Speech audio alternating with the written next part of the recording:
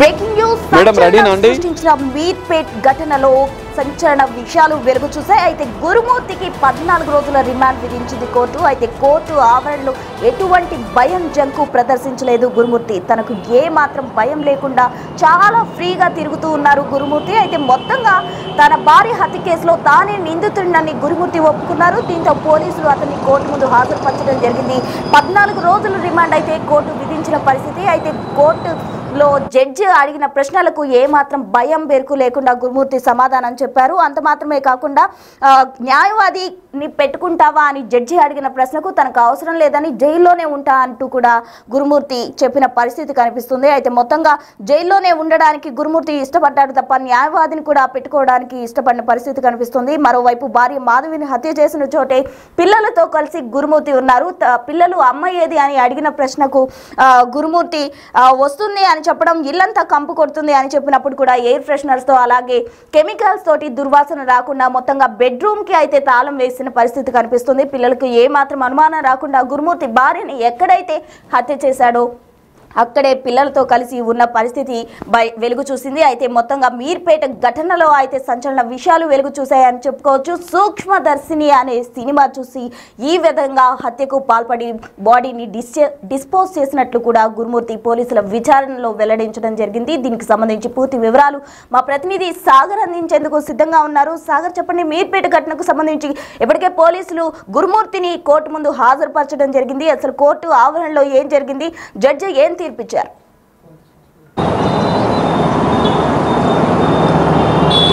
ప్రస్తున మీర్పేట్ వెంకటమాధవి సంచలనం సృష్టించినటువంటి వెంకటమాధవి హత్య కేసులో గురుమూర్తి రిమాండ్ విధించిన సందర్భంలో కూడా కోర్టు హాల్లో కూడా కొన్ని విస్తుపోయే విషయాలు కూడా బయటకు వస్తున్నాయి. ఎందుకంటే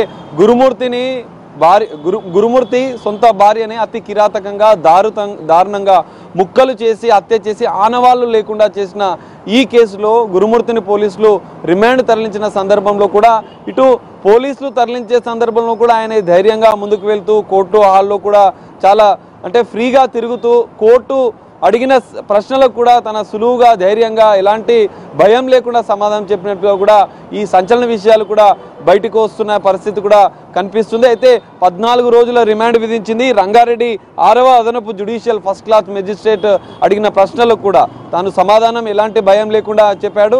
పోలీసులు ఏమైనా ఇబ్బంది పెట్టారంటే పోలీసులు నన్ను ఏమీ కొట్టలేదు, పోలీసులు వైద్య పరీక్షలు నిర్వహించిన అనంతరమే నన్ను తీసుకొచ్చారని చెప్పారు.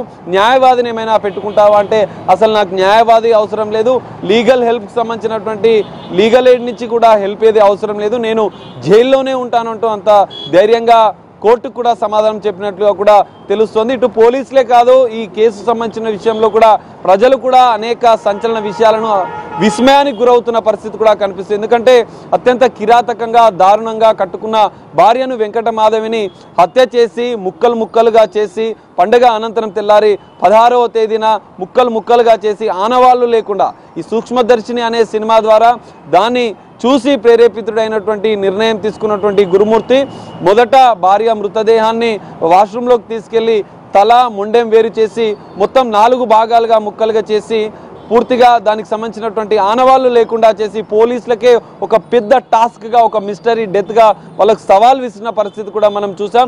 దాదాపు 15 రోజులు దర్యాప్తు చేసిన పోలీసులు ఎట్టకేలకు కొన్ని సాంకేతిక ఆధారాలను కేసులో సేకరించారు. ఇటు శరీర టిష్యూ కావచ్చు, బ్లడ్ కావచ్చు, హెయిర్ కావచ్చు, ఈ 3 శాంపిల్స్ని FSL రిపోర్ట్ ఆధారంగా పిల్లలకు వెంకటమాధవి తల్లికి DNA టెస్ట్ ఆధారంగా కీలక ఆధారాలు సేకరించారు. ఇటు హత్యకు వాడినటువంటి వస్తువులను కూడా ఈ కేసులో ఎవిడెన్స్గా కూడా పోలీసులు కోర్టు ముందు ప్రవేశపెట్టారు. అయితే కోర్టు ముందు ప్రవేశపెట్టిన సందర్భంలో కూడా ఇలాంటి విస్తుపోయే అంశాలు బయటకు వచ్చాయి. అంటే రాచకొండ కమిషనర్ సుధీర్ బాబు ప్రెస్ మీట్లో కూడా ఇంత దారుణమైనటువంటి నరహంతకుని రాక్షస రూపమైనటువంటి గురుమూర్తి ఇంత దారుణంగా హత్య చేశాడని మేము కూడా ఊహించలేము, అసలు హత్య జరిగిన తీరుని కూడా మేము పూర్తిగా వర్ణించలేకపోతున్నామంటూ ఆయనే ఆశ్చర్యాన్ని కూడా వ్యక్తం చేసిన పరిస్థితి కూడా మనం చూసాం. అయితే ఇక్కడ మరో కీలక అంశం, వెంకటమాధవిని హత్య చేసిన అనంతరం కూడా 2 పిల్లలు తన సోదరి బడంగపేటలో ఉన్నటువంటి సోదరి ఇంట్లో ఉన్న 2 పిల్లలని పాప బాబును కూడా ఇటు గురుమూర్తి హత్య జరిగిన అనంతరం అత్యంత దారుణంగా కిరాతకంగా హత్య చేసినటువంటి అదే ఇంటికి జిల్లెలగూడలో ఉన్నటువంటి అదే ఇంటికి పిల్లల్ని కూడా తీసుకొచ్చినట్లుగా కూడా తెలుస్తుంది. ఇంత కిరాతకంగా హత్య చేసినటువంటి గురుమూర్తి మరి పిల్లల్ని ఎందుకు ఇంట్లోకి తీసుకొచ్చాడు?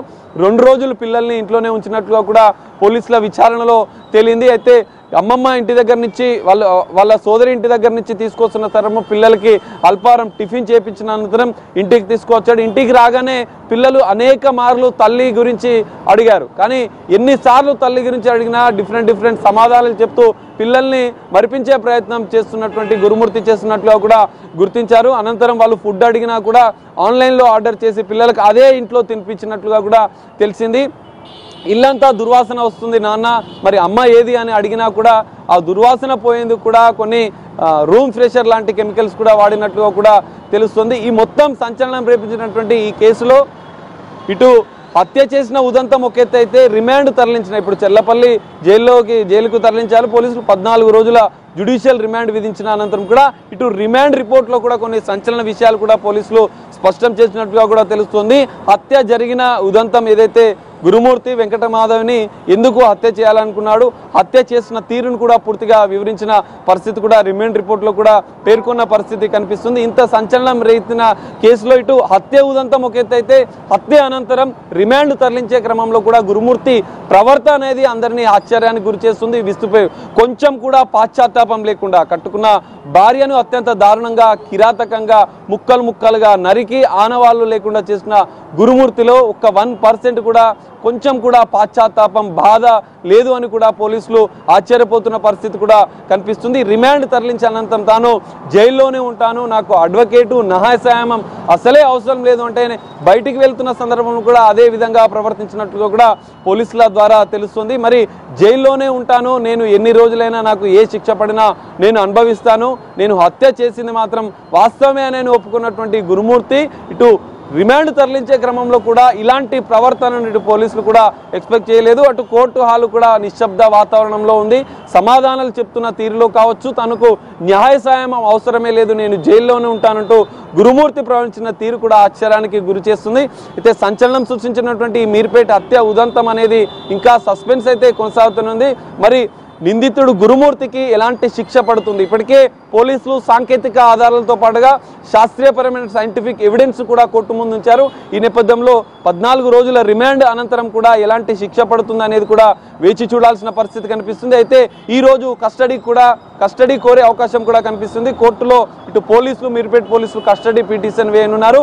గురుమూర్తిని 10 రోజుల కస్టడీకి అడుగున్నారు. ఎందుకంటే ఇంత దారుణమైనటువంటి హత్యలో మరిన్ని ఆధారాలను సేకరించాలన్న ఉద్దేశంతో పోలీసులు ఉన్నారు. మరిన్ని కీలక ఆధారాలు సేకరించిన అనంతరం కూడా ఫాస్ట్ ట్రాక్ కోర్టు ద్వారా నిందితుడికి కఠిన శిక్ష పడే విధంగా కూడా తాము విచారణ దర్యాప్తు చేయాల్సిన అవసరం ఉందని చెప్పి పోలీసులు చెప్తున్నారు. మరి గురుమూర్తిని ఎన్ని రోజులకు కస్టడీ ఇస్తారు? కస్టడీ ఇచ్చిన అనంతరం కూడా మరిన్ని సంచలన విషయాలు ఈ కేసులో బయటపడతాయనేది కూడా మనం వేచి చూడాల్సిన పరిస్థితి అయితే కనిపిస్తుంది.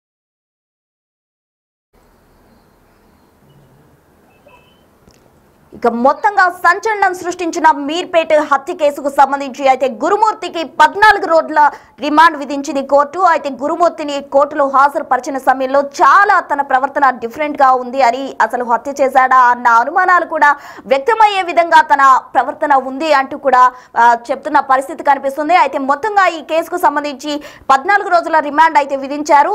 పోలీసుల విచారణలో గురుమూర్తి హత్య చేసినట్లు ఒప్పుకున్నారు. తర్వాత హత్య చేసిన ప్లేస్ లోనే తన పిల్లలను తీసుకొచ్చి వాళ్ళకి అల్పాహారం తినిపించి ఆన్లైన్ ఆర్డర్ చేసి కూడా ఫుడ్ తెప్పించి అక్కడే పిల్లల్ని ఉంచారు. అసలు గురుమూర్తి ఎందుకు పిల్లల్ని అక్కడికి తిరిగి తీసుకొచ్చాడు, 2 రోజుల పాటు తనతో ఎందుకు ఉంచుకున్నాడు అనేది కూడా తేలాల్సి ఉంది. మొత్తంగా ఈ కేసుకు సంబంధించి 14 రోజుల రిమాండ్ లో కూడా సంచలన విషయాలు కూడా వెలుగు చూసే అవకాశం కనిపిస్తుంది.